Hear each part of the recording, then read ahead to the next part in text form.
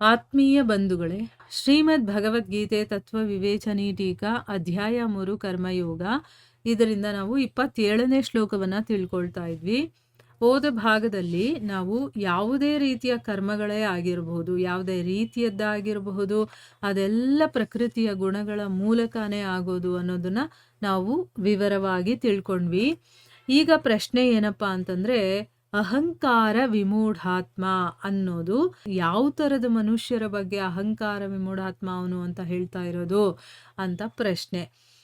ಉತ್ತರ ಏನು ಅಂತಂದ್ರೆ, ಇದರ ಹಿಂದಿನ ಪ್ರಶ್ನೆಯಲ್ಲಿ ತಿಳ್ಕೊಂಡ್ವಲ್ವಾ, ಪ್ರಕೃತಿಯ ಕಾರ್ಯರೂಪಿ ಬುದ್ಧಿ, ಅಹಂಕಾರ, ಮನಸ್ಸು, ಮಹಾಭೂತಗಳು, ಇಂದ್ರಿಯಗಳು ಮತ್ತು ಇಂದ್ರಿಯ ವಿಷಯಗಳು, ಈ 23 ತತ್ವಗಳ ಸಂಘಾತ ರೂಪಿ ಶರೀರದಲ್ಲಿ ಯಾವ ಅಹಂತೆ ಇದೆಯೋ, ಅದರಲ್ಲಿ ಯಾವ ದೃಢವಾದ ಆತ್ಮಭಾವ ಇದೆಯೋ ಅದರ ಹೆಸರು ಅಹಂಕಾರ ಅಂತ ಹೇಳ್ತಾ ಇದ್ದಾರೆ. ಅಂದ್ರೆ ಈಗ 23 ತತ್ವಗಳು ಅಂತ ಹೇಳಿದಾರಲ್ವಾ, ಅದರಿಂದ ಆಗಿರುವಂತ ಈ ಶರೀರ ಇದೆಯಲ್ಲ, ಈ ಶರೀರದಲ್ಲಿ ಅಹಂತೆ ಅಂದ್ರೆ ನಾನು, ನಂದು ಅನ್ನೋ ಒಂದು ಅಹಂ ಇದೆಯಲ್ಲ, ಅದರಲ್ಲಿ ಯಾವ ದೃಢವಾದ ಆತ್ಮಭಾವ ಇದೆಯೋ, ಅದು ನಾನು ಅನ್ನೋದು ನನಗೆ ಅದು ದೃಢವಾಗಿರಬೇಕು ನನಗೆ, ಅದರ ಹೆಸರೇ ಇಲ್ಲಿ ಅಹಂಕಾರ ಅಂತ ಹೇಳ್ತಾ ಇರೋದು.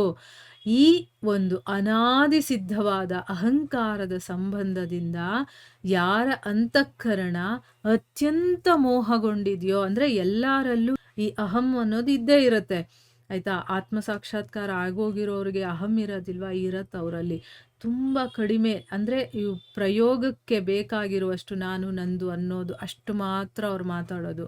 ಅಂದರೆ ಈ ಮೋಹ ಅನ್ನೋದು ಯಾರ ಅಂತಃಕರಣ ತುಂಬ ಮೋಹಕ್ಕೆ ಒಳಗಾಗಿದೆಯೋ, ಯಾರ ವಿವೇಕ ಶಕ್ತಿ ಶೂನ್ಯನೇ ಆಗೋಗಿದೆಯೋ, ಆ ಕಾರಣದಿಂದ ಯಾರು ಆತ್ಮ ಅನಾತ್ಮ ವಸ್ತುವಿನ ಯಥಾರ್ಥ ವಿವೇಚನೆ ಮಾಡಿ ತನ್ನನ್ನ ಶರೀರದಿಂದ ಬೇರೆಯಾದ ಶುದ್ಧಾತ್ಮ ಅಥವಾ ಪರಮಾತ್ಮನ ಸನಾತನ ಅಂಶ ಅಂತ ತಿಳ್ಕೊಳ್ಳೋದಿಲ್ವೋ, ಅಂತಹ ಅಜ್ಞಾನಿ ಮನುಷ್ಯರ ವಾಚಕವಾಗಿ ಇಲ್ಲಿ ಅಹಂಕಾರ ವಿಮೂಢಾತ್ಮ ಅನ್ನುವಂಥ ಪದ ಇದೆ.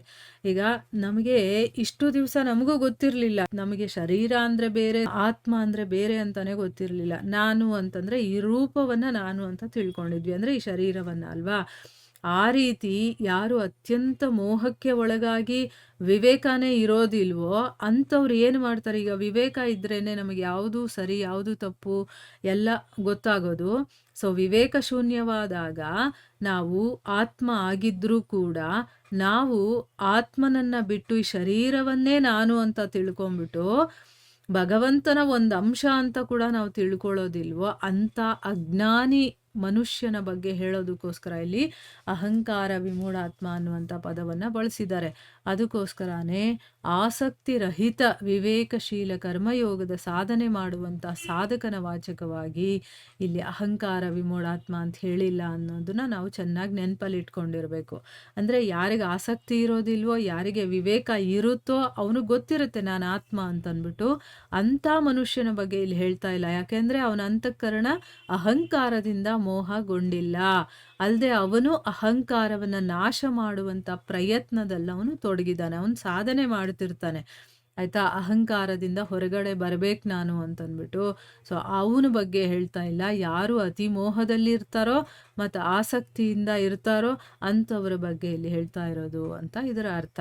ಇನ್ನು ಮುಂದಿನ ಪ್ರಶ್ನೆ ಏನಪ್ಪ ಅಂತಂದರೆ, ಮೇಲೆ ಹೇಳಿದಂತಹ ಅಜ್ಞಾನಿ ಮನುಷ್ಯ ನಾನೇ ಕರ್ತ ಅಂತ ತಿಳ್ಕೊಳ್ತಾನೆ ಅಂತ ಹೇಳಿದಾರಲ್ಲ, ಇದರ ಅರ್ಥ ಏನು? ಉತ್ತರ ಏನು ಅಂತಂದರೆ, ಈ ಒಂದು ಮಾತಿನಿಂದ ವಾಸ್ತವವಾಗಿ ಆತ್ಮಕ್ಕೆ ಕರ್ಮಗಳ ಜೊತೆ ಸಂಬಂಧ ಇಲ್ಲದೆ ಇದ್ರೂ ಕೂಡ, ಅಂದರೆ ಈಗ ಆತ್ಮ ಏನೂ ಮಾಡಲ್ಲ, ಅದಕ್ಕೂ ಕರ್ಮಕ್ಕೂ ಸಂಬಂಧನೇ ಇಲ್ಲ, ಅದೇನು ಕೆಲಸ ಮಾಡೋದಿಲ್ಲ. ಆದರೂ ಕೂಡ ಅಜ್ಞಾನಿ ಮನುಷ್ಯರು 23 ತತ್ವಗಳ ಈ ಒಂದು ಸಂಘಾತದಲ್ಲಿ ಆತ್ಮಾಭಿಮಾನವನ್ನು ಇಟ್ಕೊಂಡು ಅದರ ಮೂಲಕ ಮಾಡಲ್ಪಡುವಂತಹ ಕರ್ಮಗಳ ಜೊತೆ ತನ್ನ ಒಂದು ಸಂಬಂಧವನ್ನು ಸ್ಥಾಪಿಸ್ಕೊಂಡು ತನ್ನನ್ನು ಆ ಕರ್ಮಗಳ ಕರ್ತೃ ಅಂತ ತಿಳ್ಕೊಳ್ತಾನೆ. ಅಂದರೆ ಏನು, ನಾನು ನಿರ್ಧಾರ ಮಾಡ್ತೀನಿ, ನಾನು ಸಂಕಲ್ಪ ಮಾಡ್ತಾ ಇದ್ದೀನಿ, ನಾನು ಕೇಳ್ತೀನಿ, ನಾನು ನೋಡ್ತೀನಿ, ನಾನು ತಿಂತೀನಿ, ನಾನು ಕುಡಿತೀನಿ, ನಾನು ಮಲಗ್ತೀನಿ, ನಾನು ನಡಿತೀನಿ, ಈ ರೀತಿ ಒಂದೊಂದು ಕ್ರಿಯೆಯೂ ಕೂಡ ನನ್ನ ಮೂಲಕನೇ ನಡೀತಾ ಇದೆ ಅಂತ ತಿಳ್ಕೊಳ್ತಾನೆ. ಈ ಕಾರಣದಿಂದಾನೇ ಕರ್ಮಗಳ ಜೊತೆ ಅವನ ಬಂಧನವಾಗತ್ತೆ.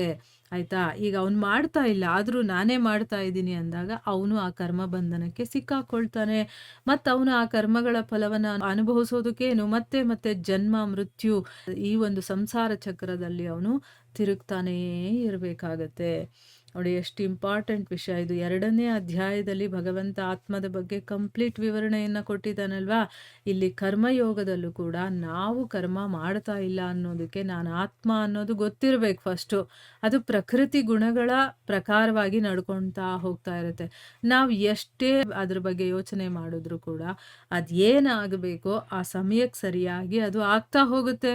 ಆದರೆ ನಾವು ಮಧ್ಯ ಇಂಟರ್ಫಿಯರ್ ಆಗಿ ನನ್ನಿಂದಾನೇ ಆಗ್ತಾ ಇರೋದು, ನಾನು ಮಾಡಿದ್ದಕ್ಕೆ ಆಗ್ತಾ ಇರೋದು, ಅಥವಾ ಇದು ಆಗ್ತಾ ಇಲ್ಲ ಅಂತೆಲ್ಲ ನಾವು ಯೋಚನೆ ಮಾಡ್ಕೊಳ್ತೀವಿ.